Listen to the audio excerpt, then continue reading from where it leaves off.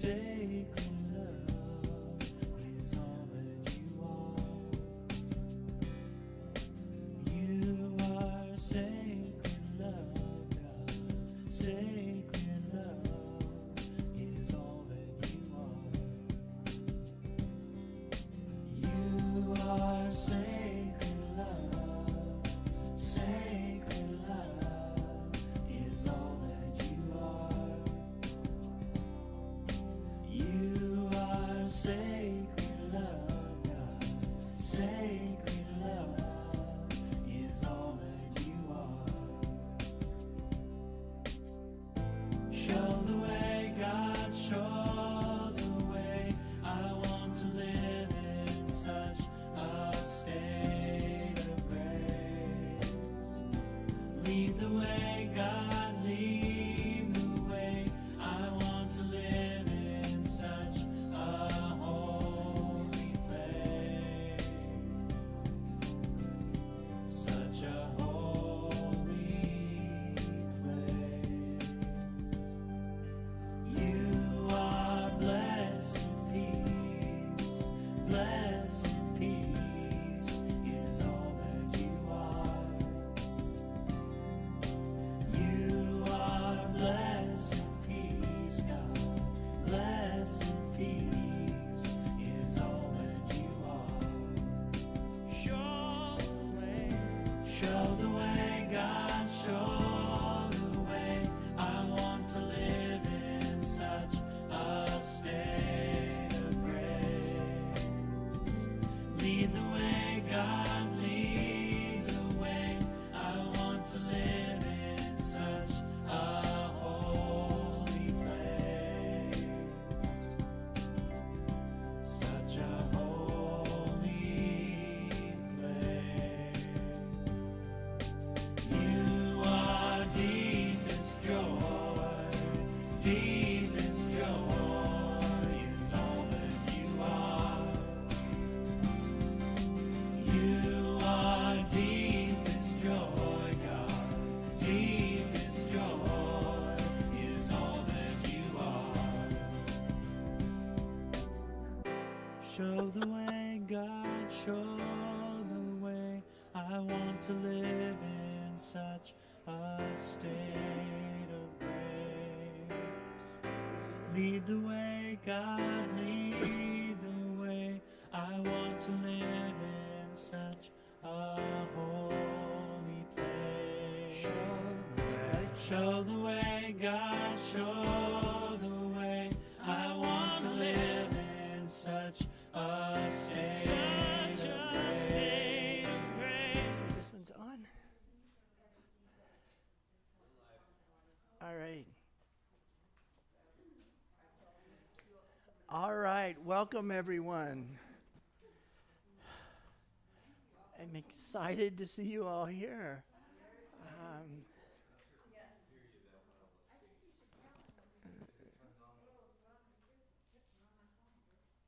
It's on. Okay. So, again, glad you all are here. Anything that we talk about that you want to say, we need you to say it into a microphone. So, if you're volunteering, thank you for being our microphone runner. Because they're also recording. So that will help anybody else to hear it. On the front row are 3 or 4 copies of terminology. I didn't bring a ton of them, but I did bring some. It's just DEI glossary of terms.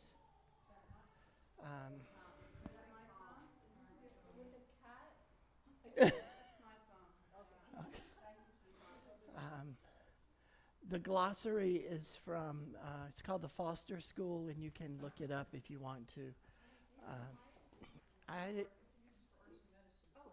Mike.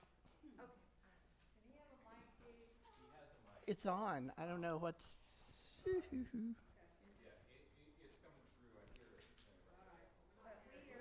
It might, yeah.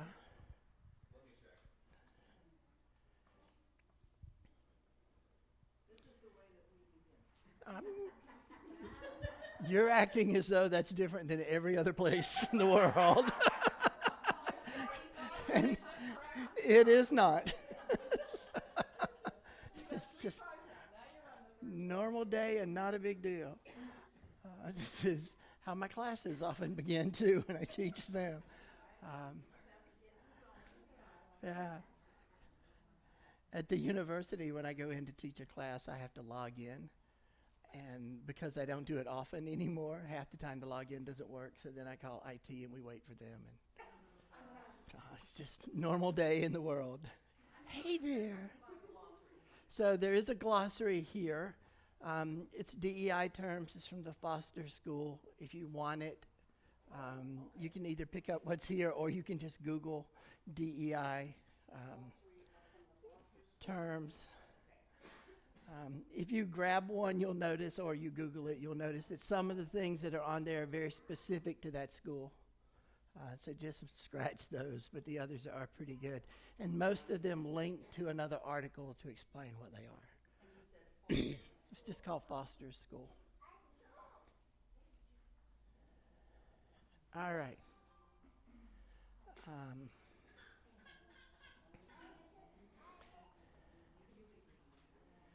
So I want us to start by just, again, centering ourselves. Hey there. It doesn't bother me at all. Doesn't faze me. Keep right on going. So I want us just to take a moment. I'm going to play something on my screen. Hopefully all you need to do is hear it. So I want you just to, again, take a couple of deep breaths. And then I'll invite you to close your eyes as you're able and just listen to this particular. Very first moment, when time and space exploded into being. Hang on one second, sorry.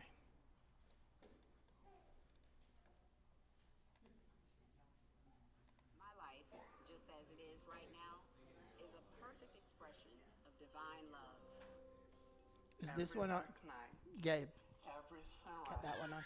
every backstep, every happiness. Like That'll work. this. It's just that one. Just click it. Here we are. So this is the video I mentioned earlier today. It's from Father Richard Rohr, and this is when he published the book, The Universal Christ.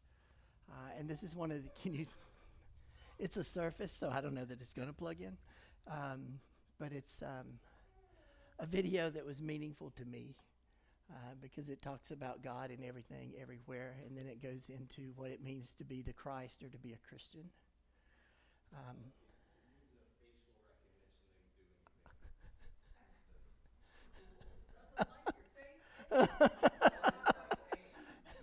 We don't match, huh?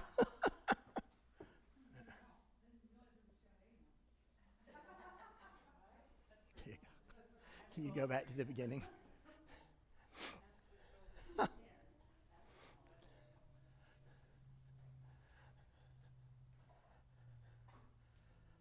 Just like the very first moment, when time Ready? and space exploded into being. My life.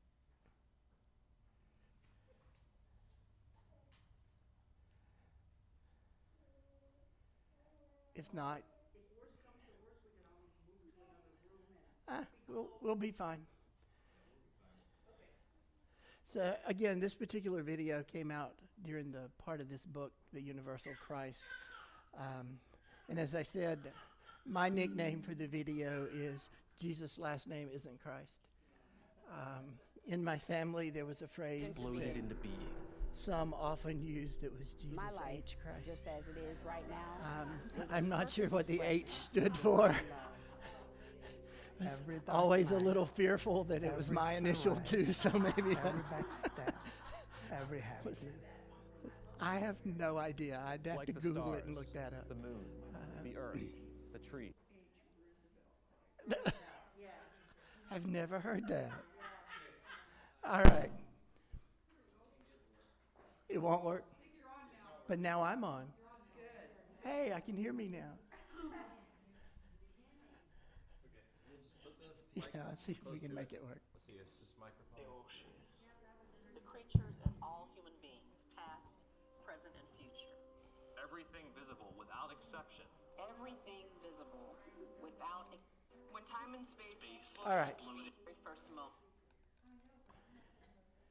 So as well as you can hear it, just, all right, let's just calm again, center, take a moment, and listen.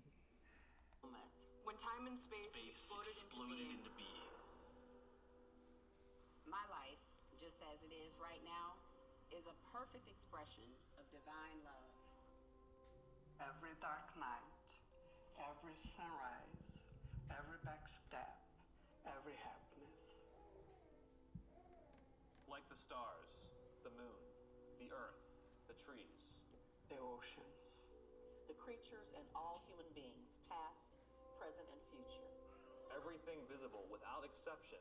Everything visible, without exception, is the outpouring of God. The first cries of a newborn.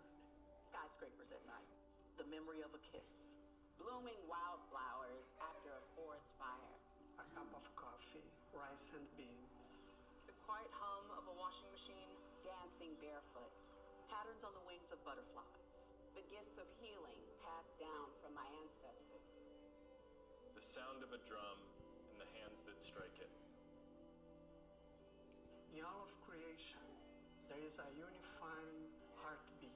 One word for it is Christ. One word for it is Christ. One word for it is Christ. It includes everyone. It Excludes no one. no one. Christ is not Jesus' last name, but the blueprint for all of reality. For the Big Bang and everything after. Christ is wherever ordinary matter and spirit meet. Christ is wherever the divine unites with the human. Jesus broke bread and said, "This is my body." He lifted a cup and said, "This is my blood." God loves things by becoming them. By taking on physicality, flesh, tears, blood. The body of Christ is not somewhere out there. It's in you. It's in me. It's in me. It's in me. It's in me. It's in me. It's in me. Here and now. Christ in the high school student, afraid to go back to school. Christ in the heart of a woman marching for change. Christ in the gay couple searching for a church. Christ in the inmate alone in herself. Christ in the immigrant family waiting under a blue tarp. Christ in the soldier along with home. Christ in the one who hears voices diagnosed with mental illness. Christ in the single mother-to-be. Christ in the black father teaching his young son about race. Christ in whatever holds quarks together. To be a Christian To be a Christian. To be one with Christ. To be a Christian is to see Christ in everything. In everything. In everything.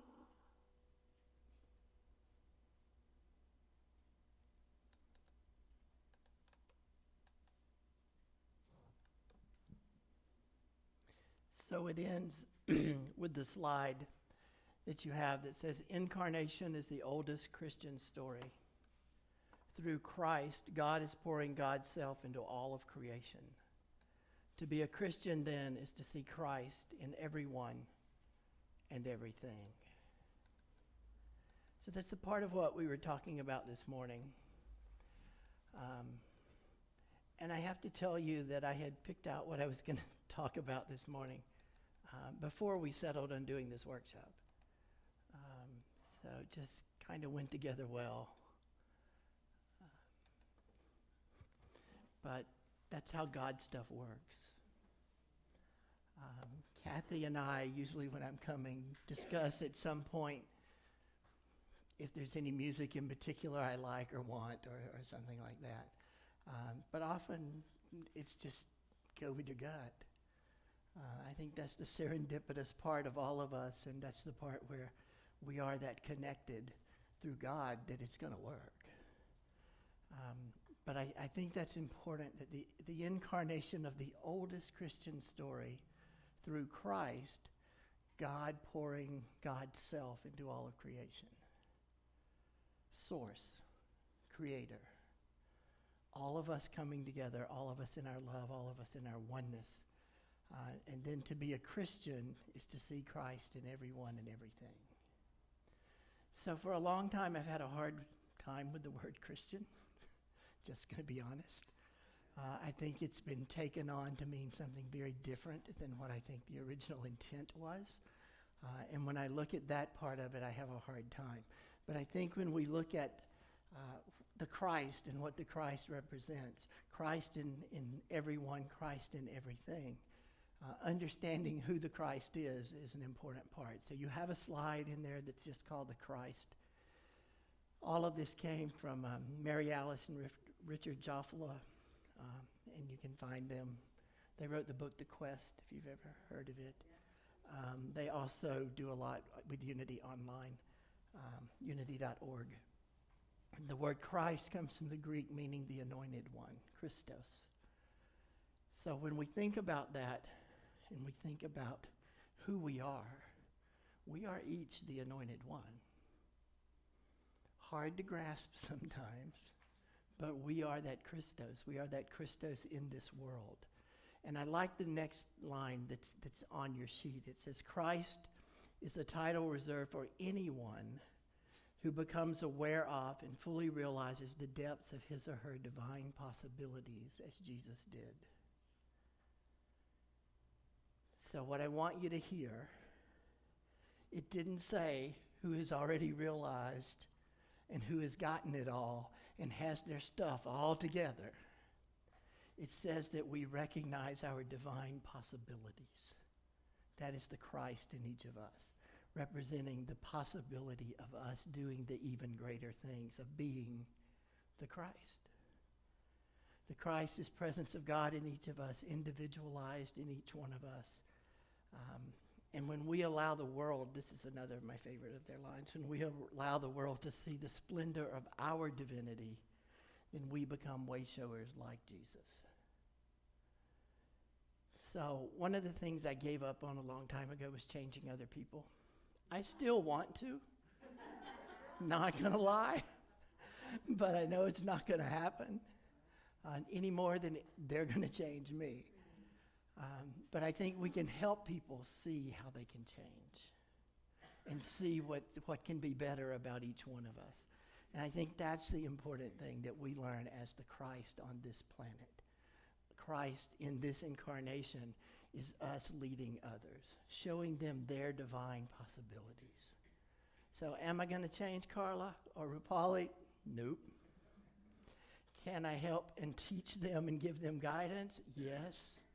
And then what they do with it is on them. All we can do is try to give that possibility and help them understand their divine potential. True Christians are those who follow the teachings of Jesus. That's pretty much a period after that. The Christ that lives through us every day. Again, does that mean we're going to follow all of those teachings wonderfully and correctly? Yeah, probably not. But that's okay too. Because we learn, we grow, we do better. When we know better, we do better. I think that was Maya Angelou's phrase. So we want to be the best that we can be. So today we're just going to look at basic terminology, nothing else. Please talk, share, throw in whatever you would like. We all have different lived experiences. So all I ask is that we respect those experiences, that when someone is talking, we listen to understand them, not to respond to them. Never question somebody else's story. It's my story. I get to tell it my way. And my story may change 10 times over the next 10 years. But my story right now is my story. We don't try to fix anybody or any situation. That's hopeless. That's like changing. And then for anything you want to discuss, I would ask you just to use I statements. I think, I believe, not we or us or the royal we that we have at work. When I say things like, we're going to take care of this, and I really mean my assistant. We just say I or be truthful about who's really doing it or going to do it. So I would ask you to do that.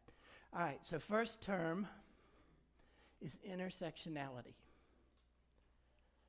I don't know if you're familiar with this, but you live it every day. So all of those different little bubbles that are on that slide are parts of who we are. The thing I find most interesting on intersectionality is it is actually listed by name in House Bill 7 that was recently passed by our legislature. So when I teach any class at the university now, I cannot use the word intersectionality. It's okay. It's okay. It's just like I'm not allowed to teach unity principles, but if you think I don't, then you have lost your mind. I do it all the time. We just learn to do things differently. If this is the current ruling, then fine, we'll do it. Yeah. Yes. That's part of the anti-woke law that you've probably heard about. Okay, this is one of them. The anti-woke law says you can't talk about intersectionality. So let's talk about it. So what is it? Intersectionality. It's all the things that make up who each of us are. I'm white, and I get all the privileges and advantages that come with that.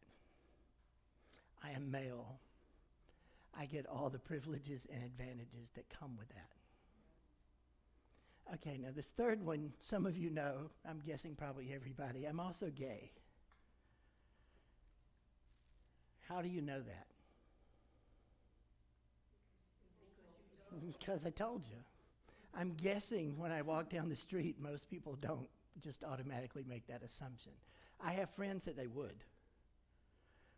I have been insulted in many restaurants for hanging out with those friends and the things that people thought it would be fun to say, or ignorant people. But you know that about me because I tell you. That's also privilege. And we can talk about that some later if you want, but probably not getting into it today. But that's because I don't have to be that outwardly all the time. I am outwardly gay when I choose to be. Other than Jim, all the rest of you don't get to choose to be outwardly who you aren't, because you're all female.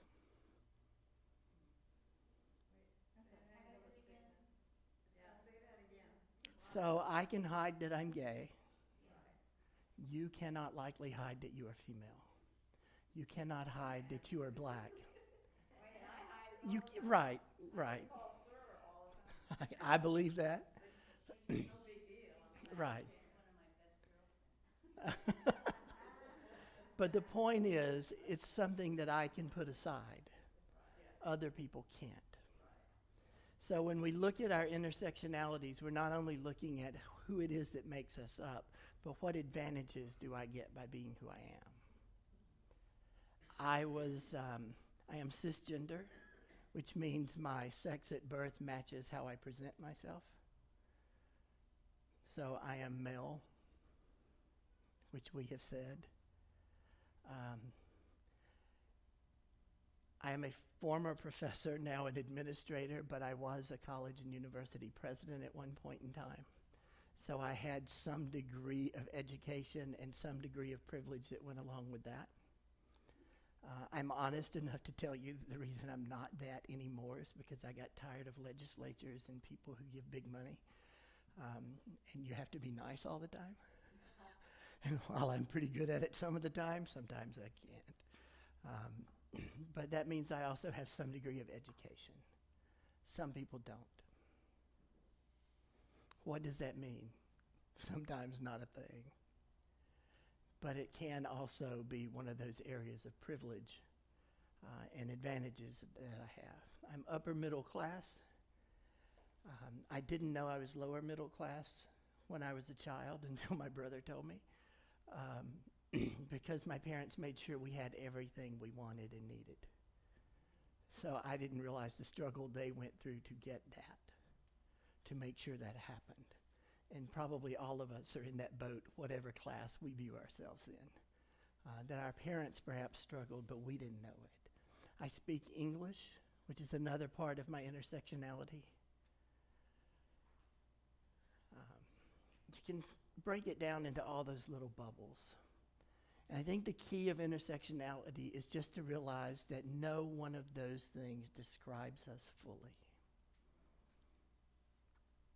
We are all kinds of stuff. In the U.S. right now, Christian gives you certain advantages and certain abilities to do things that other religious titles don't or labels don't. So that's another one of the advantages and another part of my intersectionality. My ethnicity, when people ask what that is, it's different from race. Race can be the black, white, Asian, Pacific Islander, the whole list of things that we love to put on forms. Ethnicity is where I came from, so I'm Scottish, Irish, and according to my DNA, 2% Tunisian. Tunisian, North Africa. Have no idea where that one came from. I wish there was a story from my, ancestors to explain some of the things that are there. But we're all different. And again, no one part is my authentic self. My authentic self is all of those things when they add together, when they come together and make that mix. Then that becomes who I am. So I'm a lot more than any one of those things. In different situations, I present differently. Guessing pretty much everybody does that. I can only speak for me. But I'm going to be whoever it is I need to be at that moment.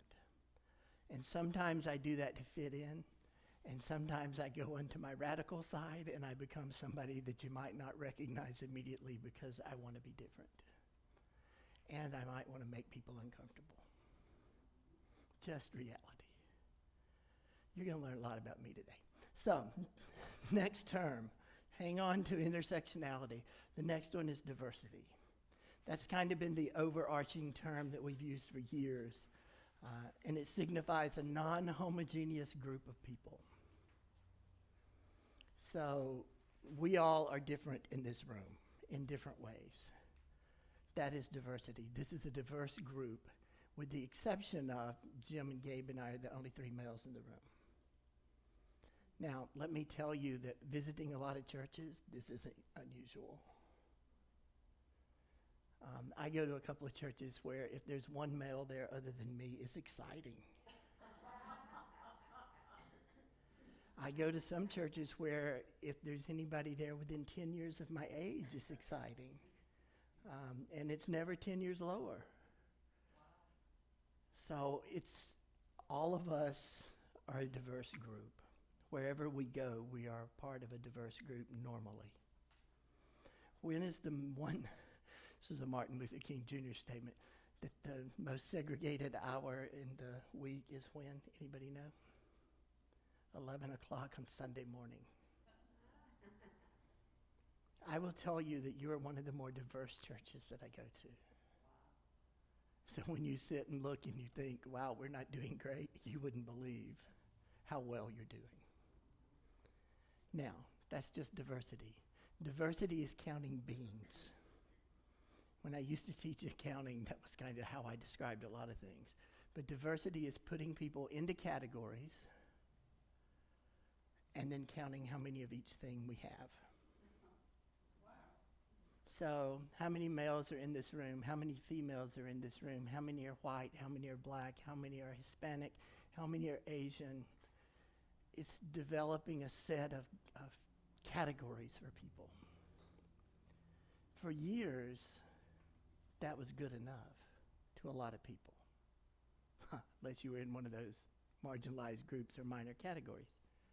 So we had all of the different people who are sitting in a room, and one of the reasons it worked is because we then gave money to become more diverse. So we would give out grants for you to bring people in who don't look like you, not so much in churches, but in business. And we would go out and we would say, we want to have more diverse people. But did we really? Do we really want a diverse congregation, or do we really just want a lot of people who look like us and an occasional person who's different coming along? The Southern Baptist Church that I grew up in had 400 in attendance most Sundays. And our minister got so excited when the black family showed up. They were the only black members in our entire church. And they didn't come often, and I get it. Their son was a friend of mine, so I understood why they didn't come often, and I understood a part of what they were going through. But again, it's not my lived experience, so I can't tell you I get it totally. But it was interesting to hear their version of diversity and how they were used to meet a number or to do that. So, yes. Oh, sorry.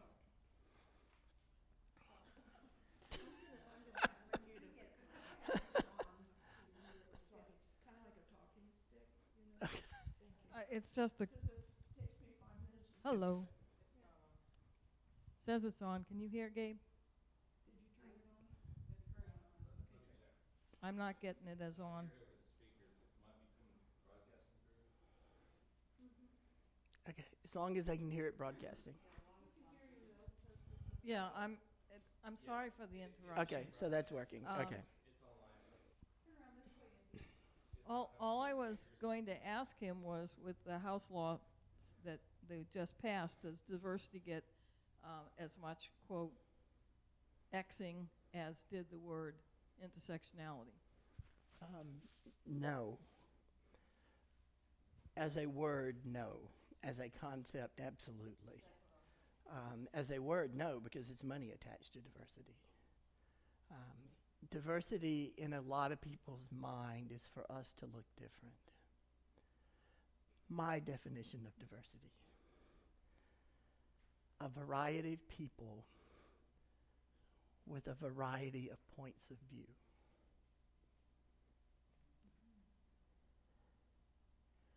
So when I look at diversity, I don't just see that there's X number of people of any particular race or X number of LGBTQ people. I want to know that we think differently. So if you look at the boards of some of our larger companies and of some of our universities and colleges and any other board you can think of, you're going to have people who are a wide racial spectrum. I'm trying to think if there's any LGBTQ people on any board I can think of at the moment. There are not, but something to work with. But the fact that there's a wide range of racial diversity, if everybody thinks alike, for me, that's not diversity. That is bean counting. I can say I have 2 blacks, 2 Hispanics, 2 females, and then 5 old white men, but we still have the same thought. So one of the things, I just came off of 3 boards, just honestly because I was tired. And one of the things I would always do is not be the yes person. I have been told by 2 of them they miss me, and one of them is probably delighted that I'm no longer there. But reality is, if everybody thinks alike and everybody just says okay to everything, that's not diverse. That's not really having a diverse thought. So diversity mattered, as I said, because of money. So 10 years ago, diversity was equated to racial and ethnic minorities. 20 years ago, women. And now it's kind of broadened. So now we're looking at all kind of minorities and all kind of marginalized groups that fit into the title of diversity. So it's having people with a range of various racial, ethnic, socioeconomic, and cultural backgrounds, and various lifestyles. That is the current definition of diversity. So we've widened it, so we're not talking about race. We're not talking about gender. We're talking about a wider range of people. Questions on diversity? All right. This is the hardest in the words. So for years, we had diversity, equality, and inclusion. Now it's diversity, equity, and inclusion. So if you look at the next few slides, you can see the difference between them. So while they sound similar, equality and equity are not the same thing. Equality is when each individual in a group of people has the same resources and opportunities. Equity recognizes that people in groups are different. They have different circumstances, And we allocate resources based on those circumstances. We allocate opportunities based on those circumstances. They're not synonyms, so just hold that in your thought pattern while we go through some of these. A lot of people get confused because they sort of sound alike. And because equality was the thing we heard about over and over for years. Everyone needs to be equal. Absolutely. We, under the law, should all be equal in the way that we're treated, the opportunities we have, and what is available for us. Equity, on the other hand, is acknowledging that we're not all equal at the starting point. So how do we get to that point? How do we get to where we are? So equality is 3 buckets that all have 5 apples in them. That's equality. All the buckets have the same thing in them. Exactly the same amount of the exact same item. Again, it mattered more so in the past, although that might be changing again, than it did now, because we were not equal. We didn't all have the right to vote in the beginning. We weren't all considered equal. So a lot has changed. A lot in our American laws and those kind of things have changed. Equity couldn't come until we were fairly certain that equality was at least kinda in the picture. So now we look at equity. What is equity? Equity is a little more complicated, but it's defined as the quality of being fair or impartial. Fairness, impartiality, or something that is fair and just. So the complication with a lot of it is that how do you define what is fair and just? Because probably all of us in this room would have a different definition depending on what we're talking about. So we need to make sure that we're kind of on this same page with what it is. If you look at the slide, I think it's the second one that says equality and equity. Sorry, I don't have the same page that y'all do. Equity refers to fair and just practices and policies that ensure all community members can thrive, not just survive. Being equitable means acknowledging and addressing structural inequalities. Some stuff still isn't fair. We don't all come from the same starting point. And fixing some of those things is a part of equity. Some are advantaged, some are disadvantaged, and we talked about that when we talked about intersectionality. I have advantages and I have things that are going for me because I'm a white male that you don't have, except for Jim and Gabe. Equity means everyone is provided what they need to succeed. If you look at the page that has 2 quotes on it, I think that's the third one that says equity and equality.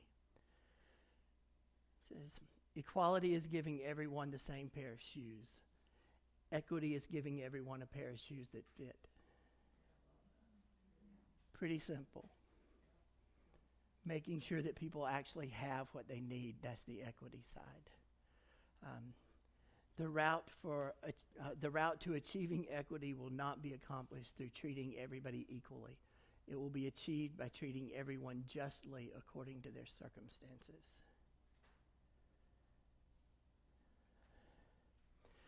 So that leads us to the word justice. So look at the picture that's labeled justice and has the apple tree.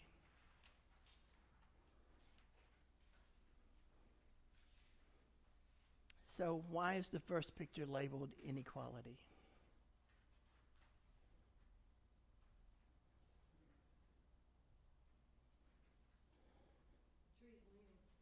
Okay, the tree's leaning. What does that mean? One person is, by a law of gravity, more likely to get the apple first. Right. And all the apples are on that side of the tree, or the majority of them anyway.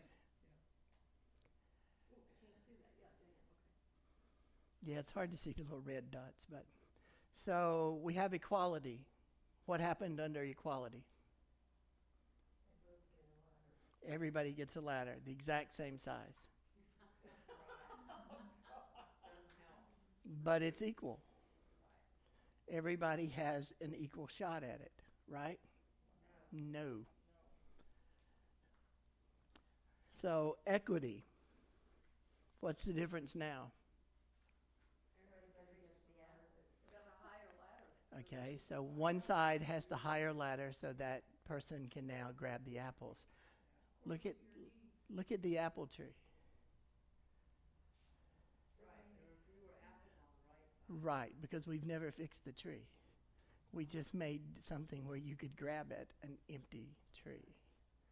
So justice, what changed? Right. So we did work on the actual tree itself to balance the tree to make it equal. And now you can go back to having ladders that are the same size, because now we can actually use them to pick an equal amount of apples off of that tree. So justice is doing the structural work to make the tree fair for both of the people who are trying to grab apples.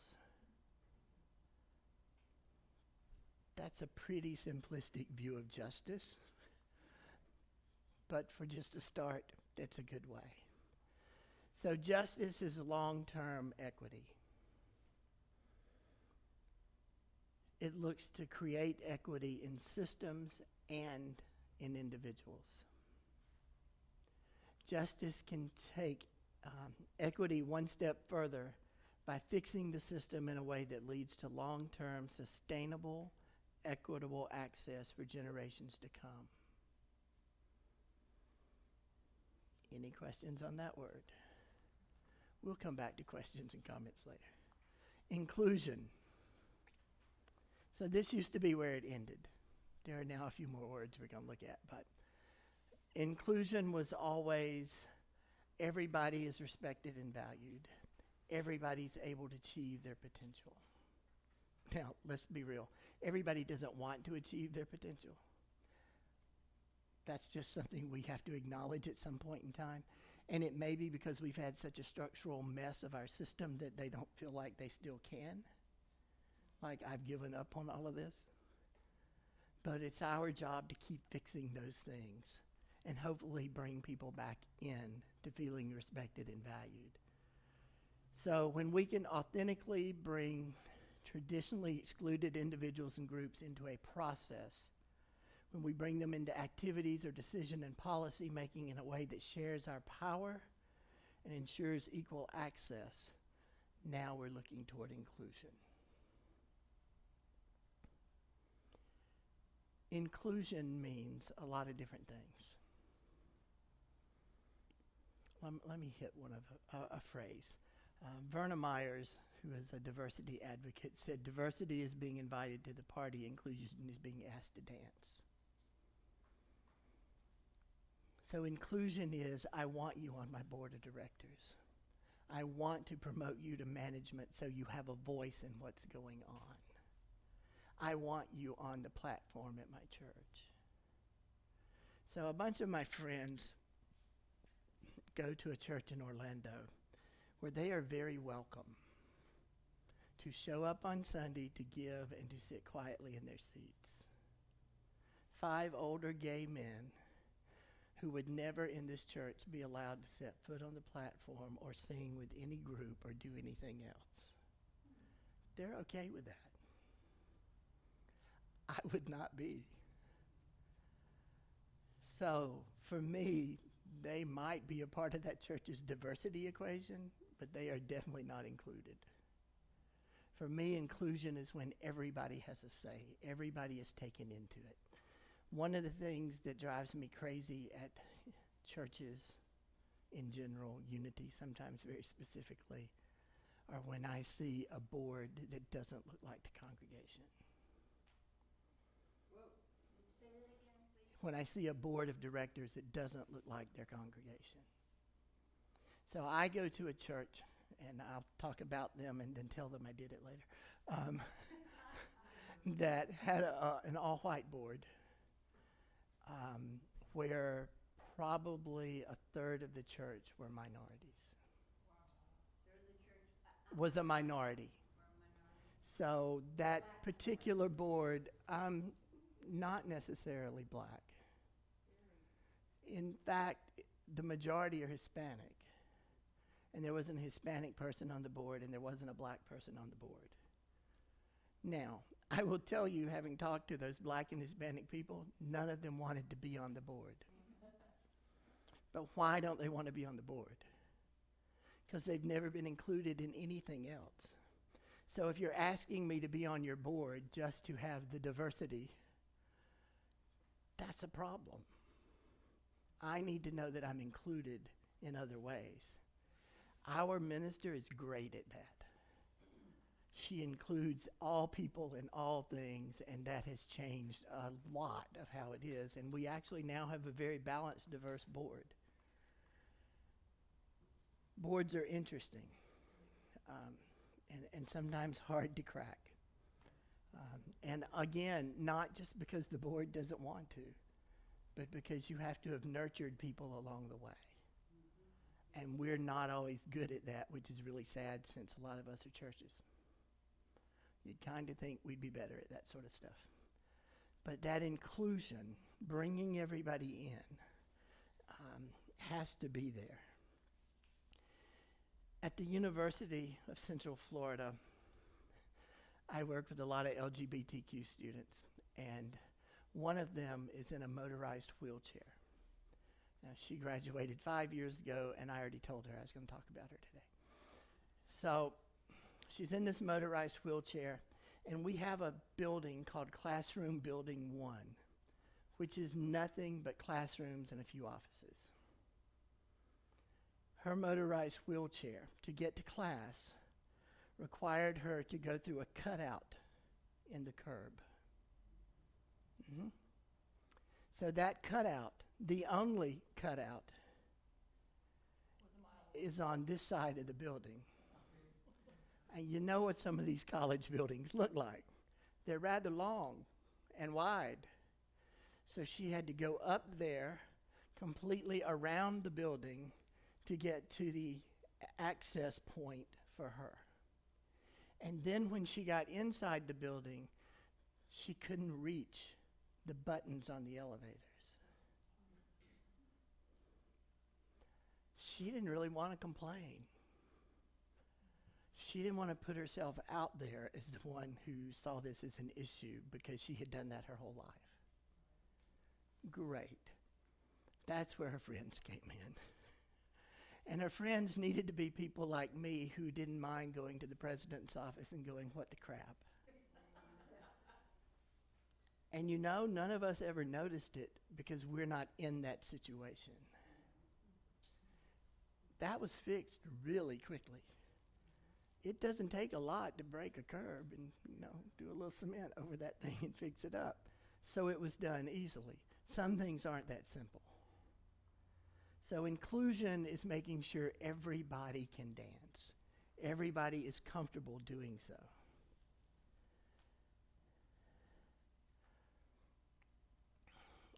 My partner for many years and I went to all kind of events because I've worked in higher ed forever. And most of the time when we would get there, you might think his first thought was, we're the only gay couple in the place. And occasionally that was true. But there were a lot of closeted people that I could point out to him that wasn't necessarily true, but it appeared that way. But the important part was, what he would lean over and whisper to me is, I'm the only brown person in this room.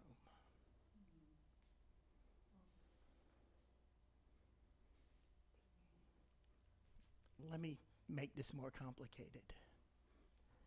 The first universities I worked for were in Atlanta, Georgia, known for its diversity. And he was the only brown person in the room. It's not unusual. I would invite you to look around at the places you go and the places that you are and the classes that you attend and see what the room looks like. After Pulse, I've learned other things to be more cognizant of, like where are all the exits. just as a protection. Now I'm really paranoid about how to get out of buildings sometimes. But there are all kind of things that affect each one of us. So if I'm the only brown person in the room, that is not inclusion. I am not going to feel comfortable. And I'm not going to be included because I don't belong there. At least that's the way I'm going to view it. So belonging is our next word. That is the newest into the DEI realm. For those of us who keep up with the glossary and teach these things. I will tell you that if you're looking for diversity, equity, and inclusion, it's now, I'll make sure I get it right, justice, equity, diversity, and inclusion, and it's now JEDI.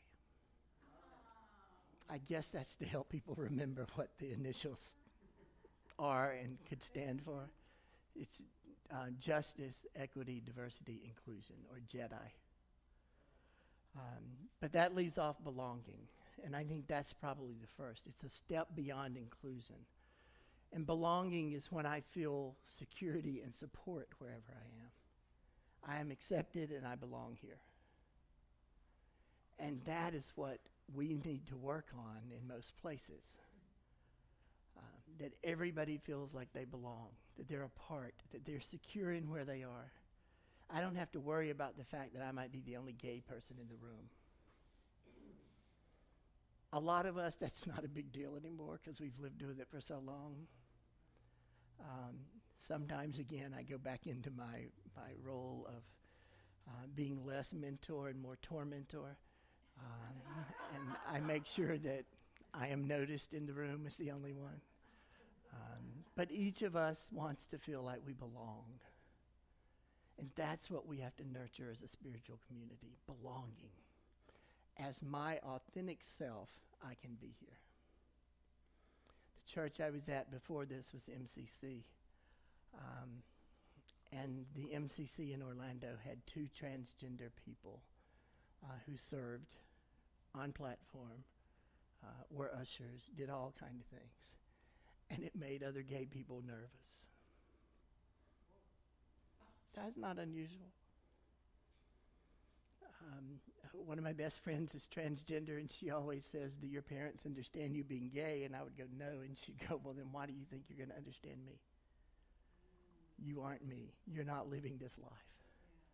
So I find it hard sometimes to understand how to make sure people feel like they belong. So one of the things I'm really good at asking is, what would make it better for you? How would you feel like you belong? But before I can do that, I need a relationship with you. Because if I just randomly ask you that some Sunday, you're going to think I'm nuts. Right. So we need to build relationships. That is the key to everything in diversity, equity, and inclusion. So I'm just challenging you to think about how you feel in the places you go. Look around the room. Who's there? How comfortable are you in that room? How comfortable do you think everybody else is in that room? And for a lot of us, that brings up some triggering thoughts and emotions. Okay. Lots of things do, so we learn to deal with them. So that's the basic terminology with diversity, equity, inclusion, belonging, and justice. Now there's a couple of more slides that you have on there. They're called The Changing Face of America. We don't necessarily have to go over them, but I would suggest that you at least read them. I apologize that these are 2020 numbers. Normally I would have the 2021 at least, but I just didn't have time to look them all up this round. But I think 2020 probably says a lot about where we are. Attendance in worship has gone down everywhere. And it was tanking long before COVID came along. Traditional churches' memberships are going way down. The only churches that are still doing fairly well are mega churches.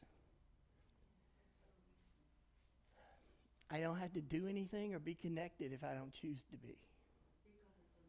It's a mega church. So if I don't do anything, you will.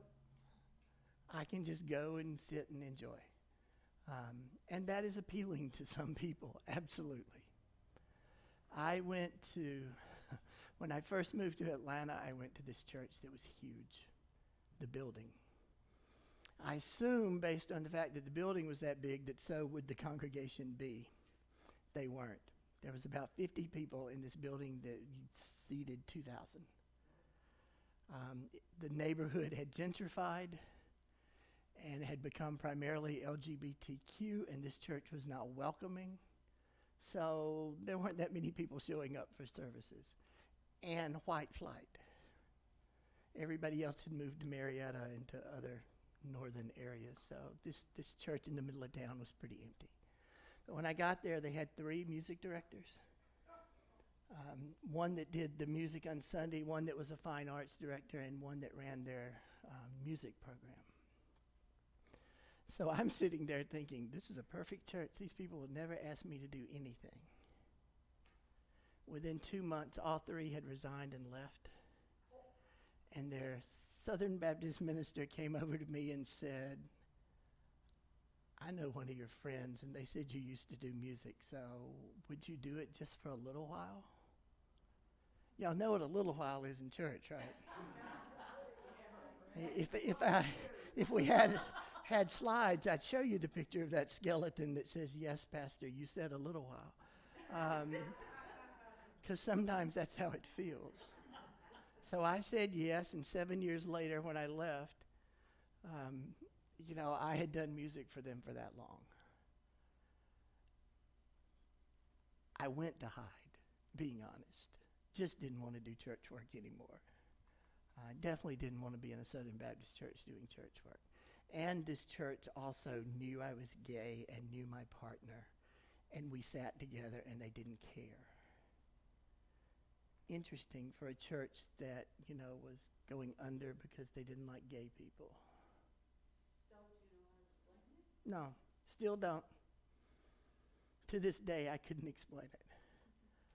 I would like to think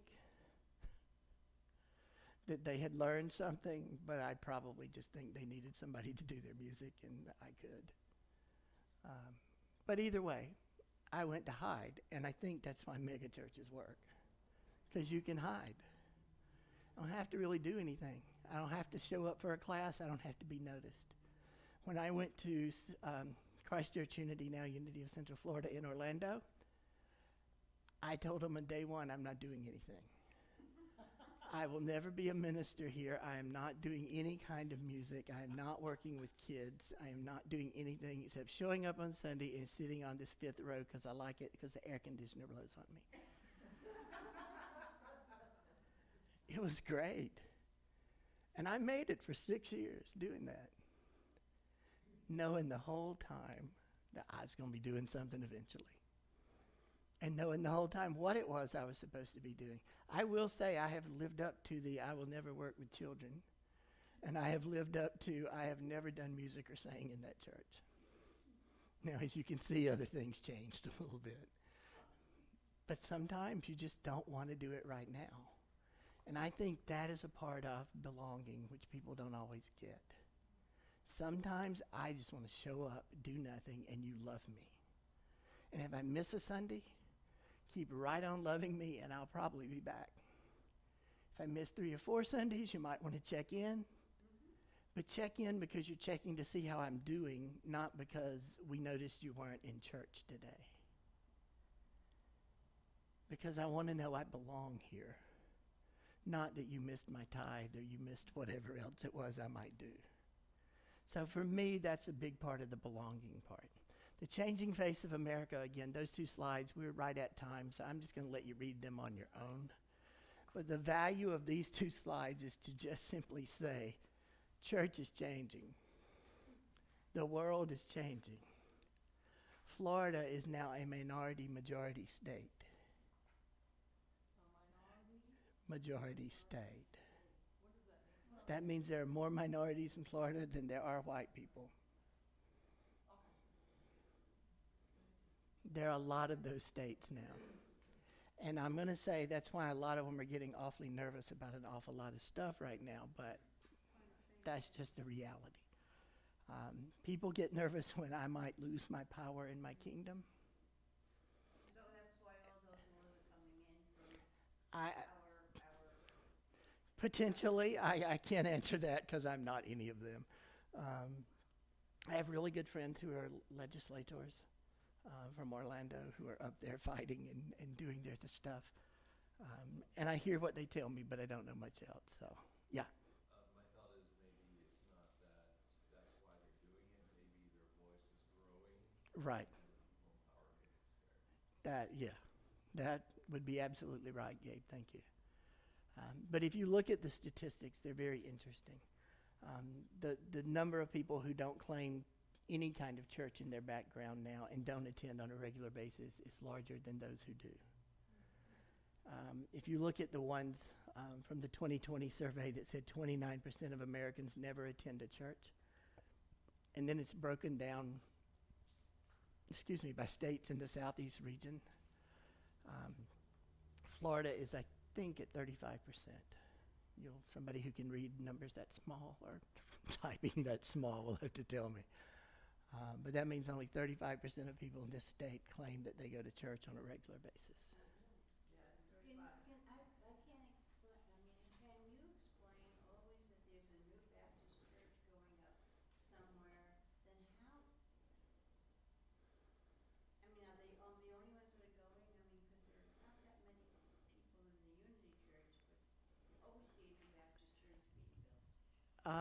High Springs, there are currently 2 churches being built, and we already have 12. There's a church every block. It's funny to me. So if you study churches, churches grow in a couple of ways. One is intentional. I see an area that I think their needs aren't being met as far as church is concerned, so I plant a church there. I intentionally determine where I'm going, what neighborhood I'm going in, what my target market is for reaching people, and I set up a church there. The other way that churches proliferate, I'm not going to say grow, is I'm a part of your church and now I'm mad at your church, so I'm going to go build mine over here. That happens everywhere. That's just a normal way. I was also thinking about today how the purpose of the church was to serve people, and I think a tendency I notice is let's focus on serving our congregation and kind of ignore everyone else outside instead of going outside and focus on serving all these other people through community service, and that makes them part of our church. Right. The churches that are growing beyond mega are those who know what their population in their area are and minister to them.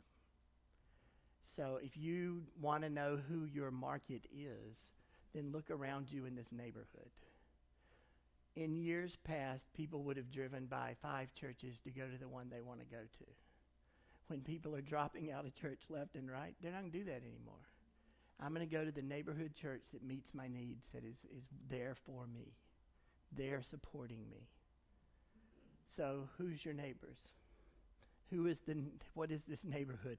I will say this street is fascinating because I think I passed 20 churches coming in this morning. So I'm not real sure there's any houses other than beyond. Right. So who are we reaching out to? What is the mission of the unity of Gainesville, and who is it that we're trying to get in? That's a hard one, but that's what you get to figure out. Who is your mission field? Yeah. The majority, minority. I'm just curious. Do women still count as minorities in these counts? I'm just curious. I think we're a majority in the country, but I never knew for sure. No, you do not. We do not. It is a good question, and no, women are not considered in this particular calculation. The thing that always made me crazy about Baptist churches is they don't talk about non-inclusion. They don't even let women be on the podium. Yeah. Clearly, you're not talking about it. It's okay. Can everybody hear me? Well, it's the. Sorry, I'm sorry. Yes, I'm amazed that that's really not inclusion when you say half the population is not acceptable. What is it? I would have to look and Keep see. silent in church? Right. I'd have to look and see what the current numbers are. I would guess women outnumber men already in the U.S. I'm So actually that would be the majority at that point. I'm actually comforted when there's fewer churches because, you know, to me, evil things happen in churches. That's why in Winnipeg we changed it from being Unity Church to Unity Center, because a lot of people are scared of the word church. Right. Because children, you know, I grew up Catholic. Plenty of kids were abused. You know, a lot, and plenty of white men did a lot of evil in churches, pretending to be good guys, blah, blah, blah. I mean, it was a hypocritical structure to me. So I say the fewer churches, the better. I love unity, of course, in our teachings, and there's other spiritual practices that I love and trust. But church in general, no. Christian in general, no. And but the dark side does know how to flip symbols and signs to become, they flip the good signs from the light sometimes into the dark side, like that swastika. That used to be a power symbol for the Navajo way back when, and then they stole it and flipped it into something to mean evil. Right. And anyway, and other churches and other religions have done similar stuff. I had another symbol in my mind, but I can't remember now what it was. But anyway. Behind you. This is why I do not tell the general public that I'm a minister, because there is such a sense of prejudice against churches. And I don't think we're losing people. It's changing. People are more into spiritual pursuits. They go to yoga classes. They go to qigong classes. And meditation and chanting. If anything, I think there's a growing spirituality. And that's one way that this church succeeds because we have drumming circles. We have Course in Miracles. We have all kinds of things, and that brings in some of these people just would, yeah, that's what we need to do more of, I think, yeah. I agree. I think it's good to look, maybe I had the idea of going and looking at where more young people who are spiritual in Gainesville congregate. There's an amazing meditation group that's all college students. I go to it. I think we should take a field trip out, because anyone's invited to come. And, Yes, we should. You're right. For example, and notice what they do, and maybe we could borrow some ideas. Yeah.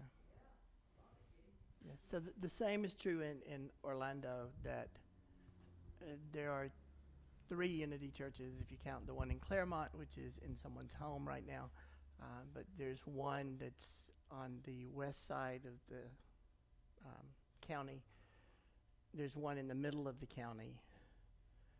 And then you go 15 miles and you have the University of Central Florida with 70,000 plus students. And there's no spiritual centers on that entire side of campus other than the Unitarian Universalist. Sometimes we don't do a lot of work to reach out to people. And if we reach out to them, you have to go to them in most cases, because they don't have all their cars and they're not going to drive, get up early enough to drive over. That's why I say we have to figure out who we are. Why do I exist, and who is it I'm trying to reach out to? Shad Groverland, I know you and Betty were at the meeting that I was at. There's a book called Knowing Your Why. Knowing Your Why, W-H-Y, which is all about figuring out who are we and why do we exist at all. And a lot of churches exist for a lot of different reasons, which is very off topic, but they just do. Some exist as a social center. If that's your choice, that's fine. Some exist to reach out to others and to minister. That's another model. there are all kind of ways to set up a church and that kind of stuff. There was something that happened in the news, I don't know, sorry, I forgot. There was something that happened in the news probably 6-8 months ago, and I can't remember who it was, but I'm just saying, I love this because knowing the difference between equality and equity is so important, because we figure, you know, me, just speaking for me, I think I try to treat people, meet them where they are, but there's so many things that you're not even aware of. There was somebody on the news, see if anybody remembers this. I think what happened is during his college years, when, you know, 100 years ago, he did a blackface thing, and he didn't, and then he was taken to task for having done that, and he was like, you know, he said it didn't even occur to him that it was something he shouldn't do. He said, and if you can't imagine it, you can't recognize it, you can't see it. And that's so important to say, now I see what's happening here, because it just goes right over your head. And so that's why I appreciate it. Prince Harry went to a Halloween party dressed as a Nazi in his youth. And Prince Harry. And now he's saying he didn't know any better, and we need to know better before we get to be middle-aged. Exactly. What were you going to Somebody had a comment? Yeah. Wait, somebody has a comment. Betty has something to say online. Let me read her comment. Betty's on chat. Uh-huh. Yep, Betty's on Zoom.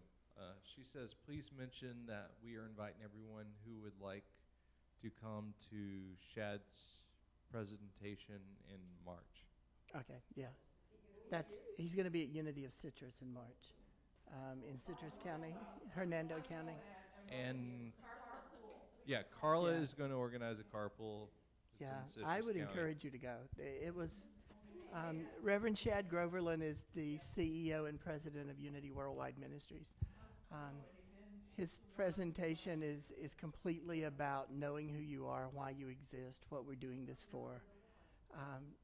That's a big part of it. Citrus County, Unity of Citrus.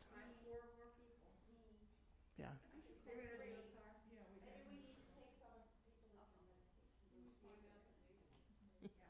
Yeah, I'd like to add another group who are prejudiced against, and that's people with mental illness. I just spoke yesterday to one of my grandsons, and he has an illness.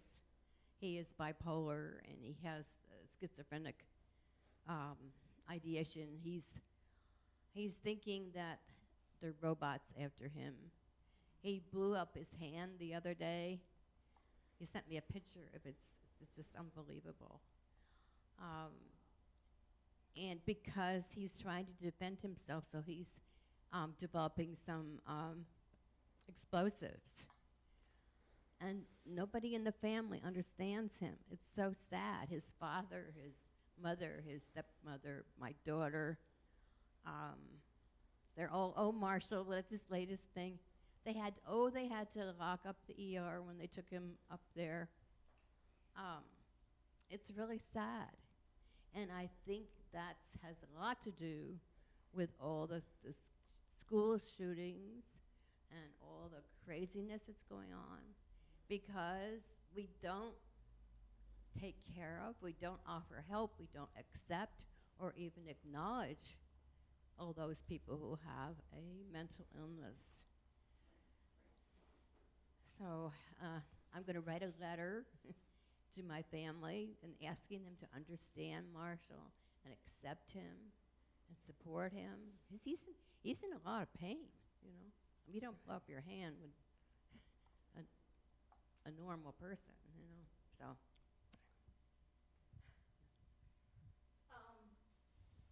It's amazing.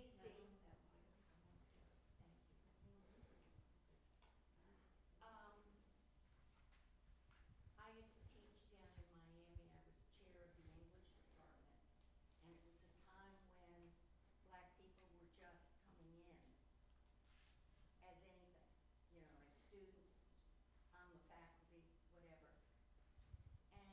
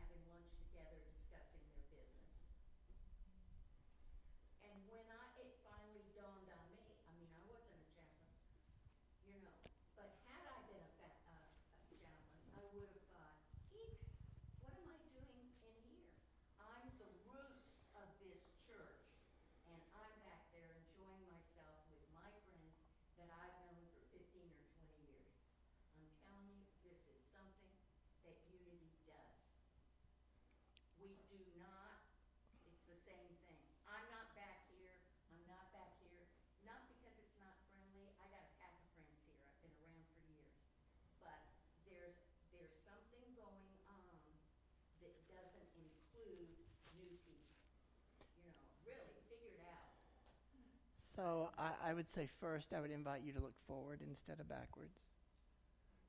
I get what you're saying. I totally understand. But how do we move that forward? How do we take what you're saying and move it to the point of let us welcome new people? And I would say, whose responsibility is that? Mine, I'm here today. Right, all of us, And yeah. I Zoomed you.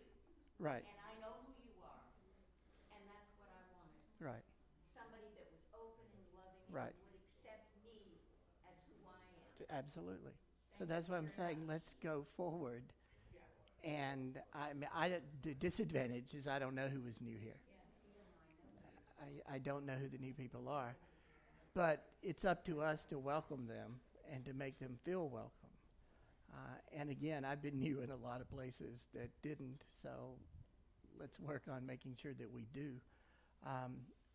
It is now 10 till, so we're 20 minutes over. I think it's because we love it. I agree, but the diabetic part of me needs to go eat now, so we're gonna. Yeah, since I was 20. Is that the people that are in service get, and I'm going to own this one, get too busied and forget to be a person first and be about the business second. And I need to own that because Rupali can go there. Right. And for me, I'm betting we all can. This newcomer asked me, well, do you want this church to grow? And I said, I don't know. Because Right. in my mind, Yeah. I like small churches, because we get to know one another and this and that. So that was my truthful answer to her in that moment, And I go by the principles of AA, which says we attract rather than promote. So the energy of what we create here can attract the right people to be here with us, in my Right. opinion. I don't know.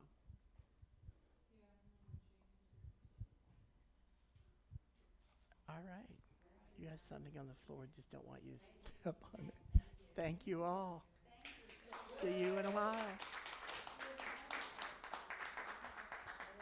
Oh, wait. I was supposed to do an offering, so if you have any offerings, there's the bowl by the door. That's the easiest route.